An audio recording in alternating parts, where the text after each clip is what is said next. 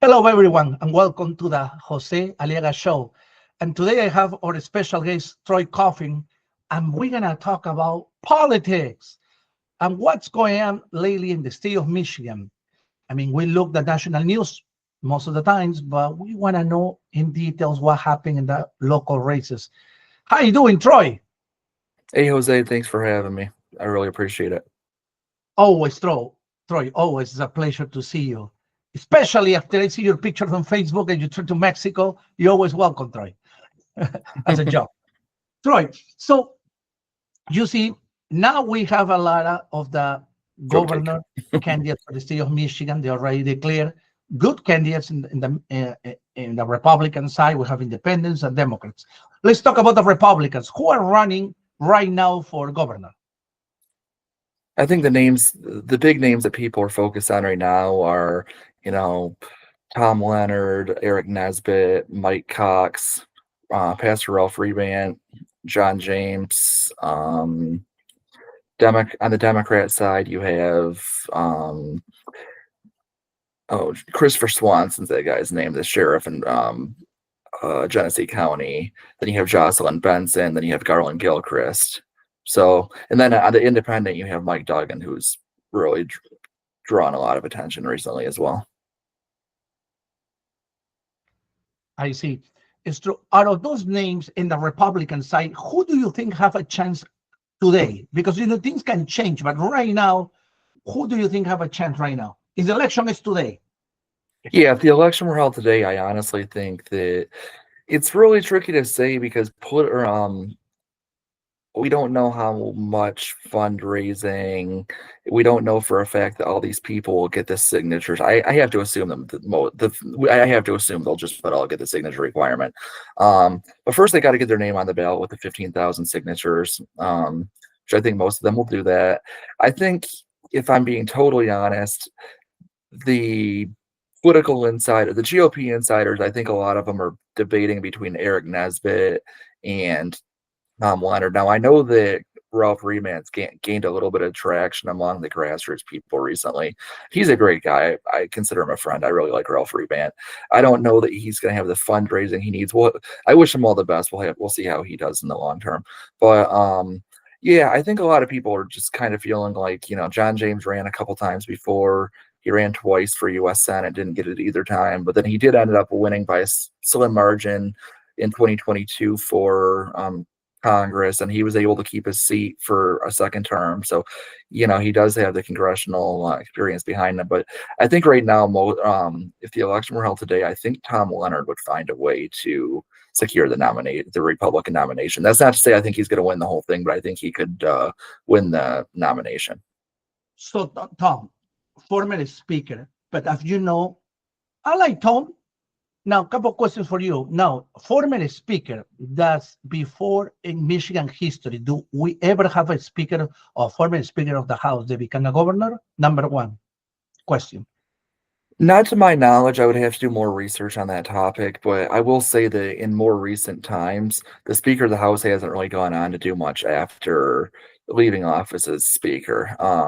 It's one of those things where that's usually the pinpoint of that's usually the pinnacle of their career because they make so many enemies, and there's just so much that goes on in their time as in their time in the position as speaker and the speakership that they don't usually do a whole lot after. I mean, it's almost like in Michigan, it's almost like a curse to become speaker. I mean, we see, what happened to Lee Chatfield after he went out. Tom Leonard, he's been active, he's been around, but he just hasn't in politics. He's been a successful businessman, but in politics, he hasn't, taken on a further position after being speaker. In Michigan, is usually the highest. What about fundraising? Is he raising good money, or he's in the top three raising money, or how he's doing in money wise? Yet again, I haven't looked at the reports, but I know he's very well connected. He's a lawyer.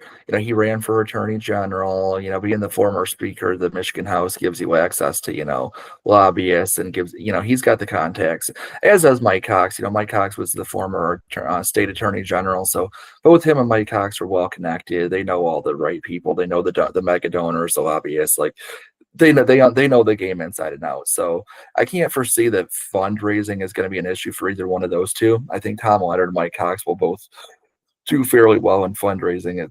I think a lot of it depends on what their message is and whether their likability, whether if they emphasize the right issues, if they're able to promote themselves, get enough exposure, get enough media coverage. I think those are the variables that will factor into how well the two of them do. Oh, I see.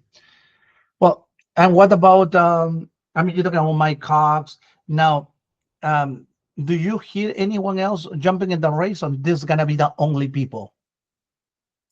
Well, you never know. I know that I've seen Rinky around at events and stuff a handful of times. I don't know if he's thinking about running or not. I know he ran in 2022, came in second in the primary. You never know. He could jump in.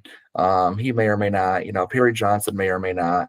It's kind of early to tell. I mean, it's getting closer to the signature requirement date, but it's still December, and especially for someone that has a lot of money, it's easy to hire, just to hire a firm or an agency to go out and get signatures for you.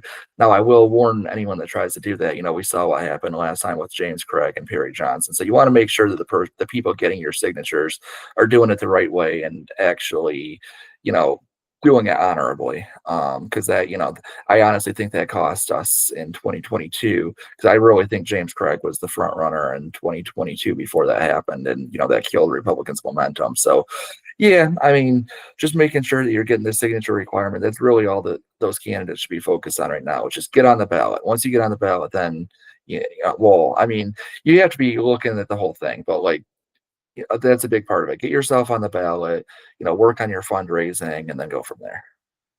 I see. Yeah. So no, you brought good points about the candidates. We have a good candidates now. What about former mayor, Detroit Mayor Mike Duggan? Do you think Mike Duggan have some chance, or you think because he's independent, he's gonna take too many votes for the Democrat side? What did you take on this? Yeah, it's gonna be interesting to see how that plays out because I kind of I'm a skeptic of Mike Duggan winning that or pulling off this race. However, I will acknowledge that a lot of people are skeptical of him winning the Detroit mayorship is a write-in candidate, and he did the unthinkable.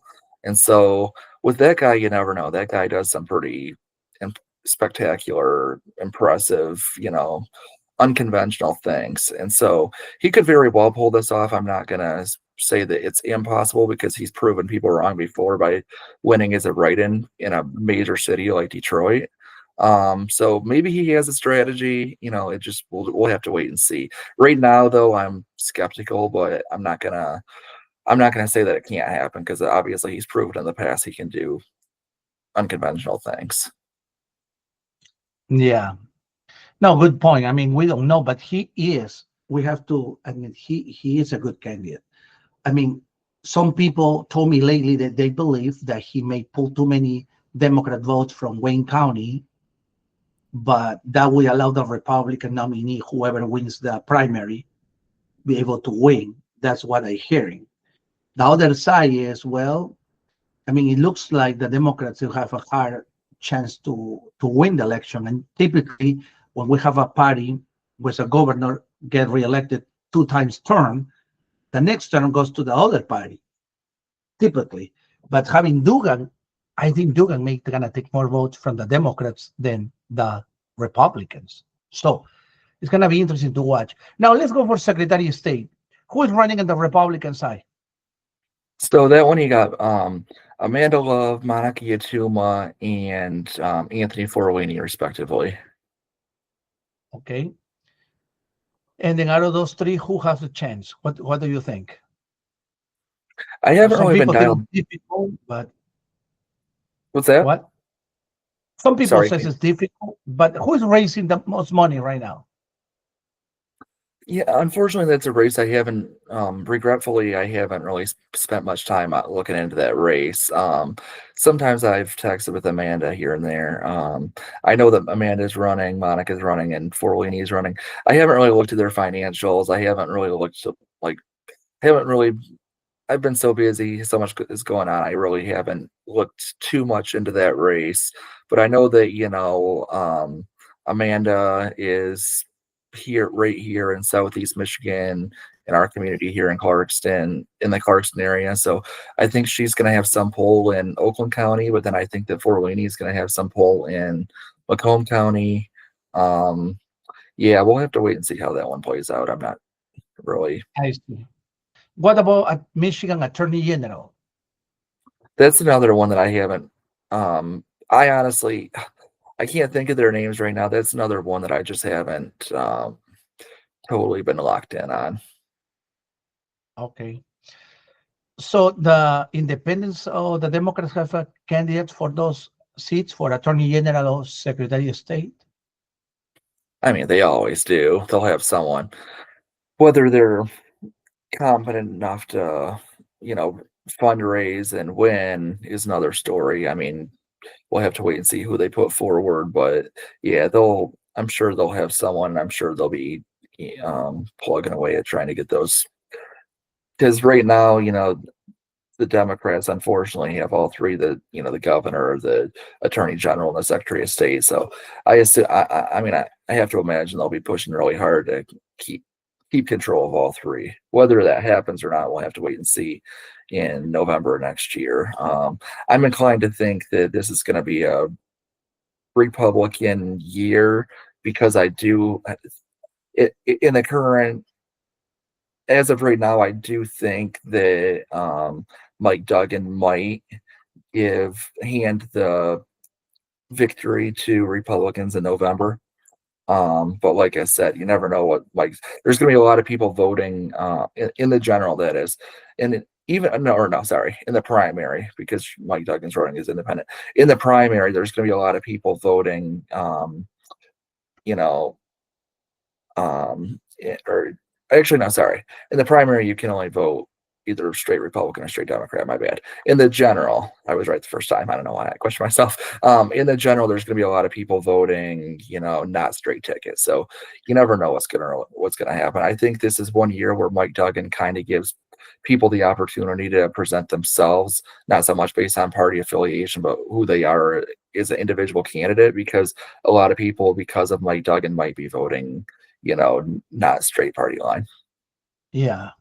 No, absolutely, absolutely. It's going to be very interesting to watch Michigan and what happened, and because he's doing in that winning, he's going to deal with the Democrat and the Republican majority, whether it's in the state house or in the Senate, state Senate, and he's going to show his ability to negotiate with both, because currently the Democrats control the Senate and the Republicans control the state house.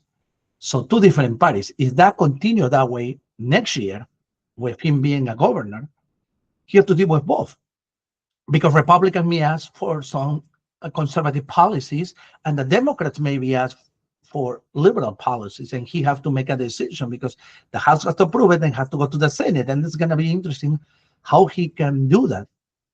Well, he have experience. He showed that he was able to, in my opinion, he did a good job with Detroit, and I think he have the experience, and we can see. Now, if Tom, Leonard, or Mike Cox, I think they also have the experience. They are in politics. They have the knowledge. They can be able to deal with that. But it will be easier for them because, or Nesbitt, because Nesbitt is the majority leader of the Senate. I mean, a minority leader in the Senate. So he know how to work with the Senate. Both of those candidates that I mentioned, all of them have experience working with the House and the Senate. So it's just think it's going to be interesting. I don't know much about the Democrat candidate for governor. Who is the front runner in the Democrat, anyways? Do you know? Definitely Jocelyn Benson. Okay. Well, he's I the don't really current. think that Christopher Swanson has much of a chance, and Garland Gilchrist, I don't really think he has much appeal. I don't think he has, despite being the lieutenant governor, I don't really think he has strong name recognition. I think Jocelyn Benson being this current Secretary of State has a lot of name recognition.